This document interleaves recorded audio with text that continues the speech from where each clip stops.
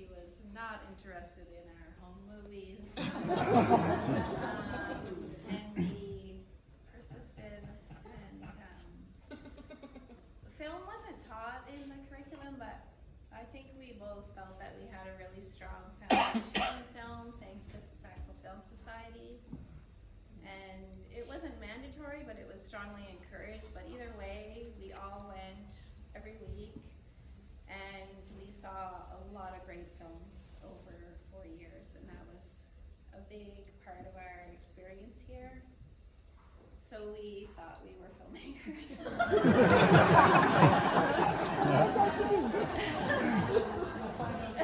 Yeah. No, we weren't. The department had the latest technology, which was a giant camcorder at the time. So we said, we'd like to use that for this project, to which they required absolutely not have permission to use that. And it looked like a rocket launcher connected to a microwave. This was, cameras were still fully manual. They were just kind of starting to be automatic, which we were absolutely not allowed to bring to class. No digital, no nothing.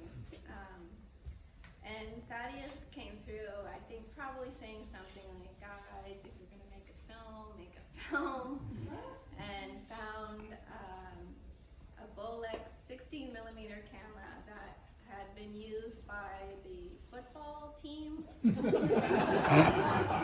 50s and 60s. We're like, yeah, we can use that. Of course, we did not know how to use that, but we learned how. It was, around this big. You had to crank, your crank. It was fully manual. We carried a light meter. We carried a tripod. We carried lighting. A boombox. A boombox. Because it couldn't capture sound, so we had this ancient boombox. And we just took that everywhere with us. We took it to class, we took it to every critique, we took it to parties, and we'd fight at the end of the night, like, you have to take it home, no, you have to take it home, no, I live farther, no, you live farther. And we, babied this camera because it was entrusted to us to take care of it. And, the irony is that we got a really bad mark.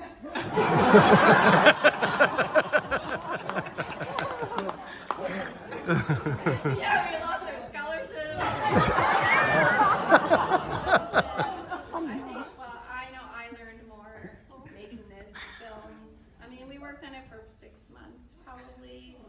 After classes ended, from the beginning of April to the beginning of May, we edited in a little tiny room on the top floor of our hall.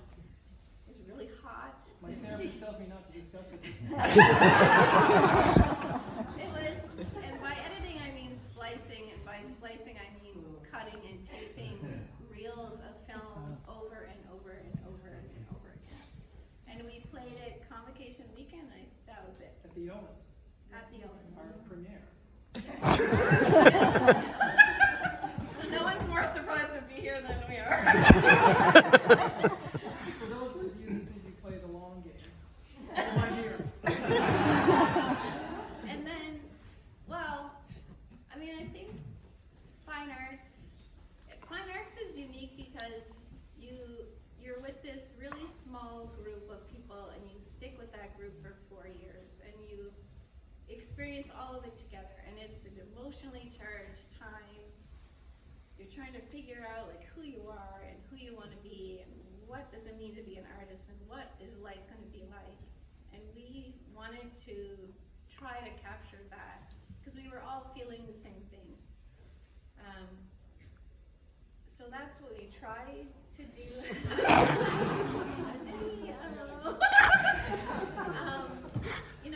Is it a great film? I'm not educated enough to say that. But I think great art has the potential or possibility to bring people together, and we're all here right now, so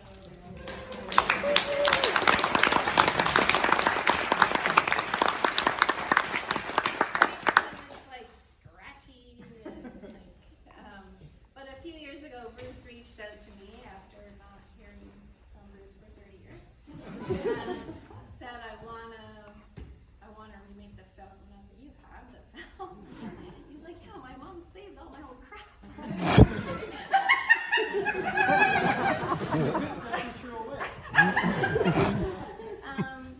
Bruce spent a lot of time digitizing the film, adding captions, going through all the old film reels for our third collaborator, Brent, who is not able to be here with us anymore. And Bruce is gonna talk more about Brent. Yeah, and I think that's a great setup. One of the things I would say that in the same way in 2024, it's true in 1991 that you can't have a movie without a soundtrack. And so despite us having 3 weeks left to edit this thing and we hadn't really got very far, we started to panic. We needed something to anchor this thing, some gravitas, some legitimacy, I guess, to try to get a mark out of this. So I went to my then housemate out on Ogden Mill Road, out in an old farmhouse, who was my classmate, our classmate, and housemate, Brent Toohey. And I said, I'm in a situation, and I know you're in a band, can you just kind of crank out a soundtrack? I need something here to give us, that. So Brent went up to his room with an armload of instruments and a 4-track little cassette recorder and probably a carton of cigarettes in those days. And he emerged about a week later and gave me this cassette. And so, that, when I watch this film and I listen to the soundtrack, I relive those moments that inspired the soundtrack, the things that are not on the film. And if you'll indulge me, I'll just share 2 examples. So one of them was, before I petitioned Brent to help us, is the whole house of us, we went to watch The Doors. It was a movie with Val Kilmer, and we were all big Doors fans, but we were just playing Doors all the time. And I think that if you listen to this soundtrack, you'll hear some of that Riders on the Storm, some keyboard work that's sort of a common theme throughout the film. I'd say the second moment that mattered, or the second moment that gave the inspiration, was we went to a concert here on campus that was the Tragically Hip Playthrough. And it was the debut of the Road Apples tour, just come back from Nashville. And needless to say, everybody in that room was blown away. And so afterwards, we went down to the campus pub, the housemates and Brent and everybody, and it was packed, and we had to line up to play on this one pool table. We put our money there. And Brent got a tap on the shoulder saying, hey, can we play doubles with you and your buddy? And it was Gord Downey from the Tragically. We're like, yeah, okay. So we spent the next hour asking, how do you write songs? How do you put this together? What's your favorite poet? What's your favorite art? We had these great conversations. And so when you listen to the soundtrack, you can hear sort of that driving raw guitar sound, mandolin, that Nashville slide guitar. And I think that had a profound impact on all of us, actually, and not just Brent. But as Drya said, the best person to explain that would be Brent, who's not here. And on about this date or time, give or take 3 weeks, back in 2021, Brent passed away from a battle with ALS. And although that's very sad, I'm very grateful that his wife Danielle has come here to kind of be with us and experience it as the first time we met her face to face. And maybe we should give her a round of applause because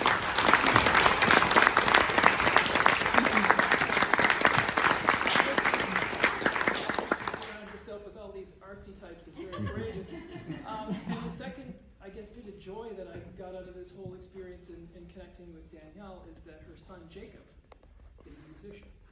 He's on Spotify. And he has incredible instrumental music that would make the perfect soundtrack.